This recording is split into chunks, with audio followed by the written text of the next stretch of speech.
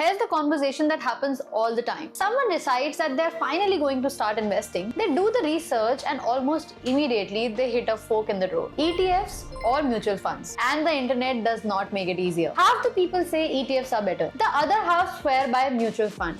And both the sides sound convincing. Here's what most of those comparisons miss. It's about which one is better for where you are right now, your goals, your habits, and how involved you want to be. By the end of this video, you'll know exactly how they are different and which one makes more sense for you. So what's actually different? Let's start with what they have in common. Both mutual funds and ETFs pool money across multiple investments, companies, sectors, or asset classes. Both give you diversification, both are regulated, neither requires you to pick individual stocks. So what's actually different? How they are managed. Most ETFs are passively managed. They track an index and don't try to beat the market. A Nifty 50 ETF holds the same 50 stocks as the index in the same proportion. No fund manager making active calls. Most mutual funds, especially the actively managed ones, have a fund manager whose entire job is to pick stocks they believe will outperform the market. That expertise comes at a cost. How they are bought and sold. ETFs trade live on the stock exchange during market hours, exactly like a share. You see the real-time price and transact instantly. Mutual funds are bought and sold at the end of the day, NAV,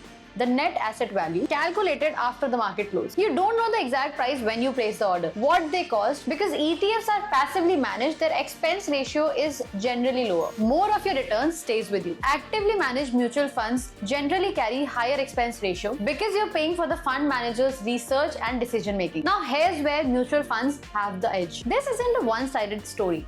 Mutual funds have some real advantages, and for a lot of investors, they are a better starting point. No demat account needed. In mutual funds, you don't need a demat account, but in ETFs, you need one. You can start investing directly from a platform or AMC website. Fully automated investing, mutual fund SIPs are completely hands-off. You set the amount, set the date, and it happens automatically every month. No logging in, no placing orders. ETF SIPs on platforms like Paytm Money have made this much easier right now. ETFs have full transparency. You always know exactly what an ETF holds. It mirrors the index publicly with actively managed funds. The portfolio is closed periodically, not in real time. No fund manager risk. With an active fund, your return depends partly on fund manager's decisions. If the manager changes, the strategy can shift. With an ETF, you're tied to an index, not an individual's judgment, and you get real-time flexibility. If you want to buy or sell midday based on market conditions, ETFs allow that, whereas mutual funds don't. You're locked into end-of-day pricing regardless of when you place the order. Now, how to actually decide which one to pick? Stop asking which one is better